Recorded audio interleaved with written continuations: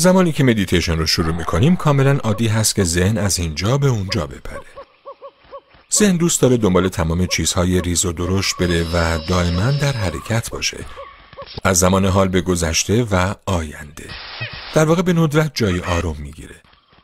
اما خبر خوب اینه که میتونیم ذهن رو رام کنیم. نه با اجبار و نه به این شکل که بخوایم به دامش بندازیم، بلکه فقط با ملایمت سعی کنیم آرومش کنیم. اجبار و فشار فقط وضع رو بدتر میکنه و باعث تحرک بیشتر میشه. اما با خودآگاهی و آموزش دادن ذهن و آگاه بودن از منحرف شدن اون میتونیم مهربانانه و دوستانه برش گردونیم. با این کار ذهن آروم میگیره و یک جا نشستن راحت تر میشه و کمتر احساس خستگی میکنه. در واقع ممکنه لذت هم ببره. این تجربه هزاران سالی که برای ذهن وجود داره. خوشبختانه میتونیم این مهارت رو به مرور زمان و با تمرین یاد بگیریم و ذهن ناآروم و میمونوار خودمون رو آروم کنیم.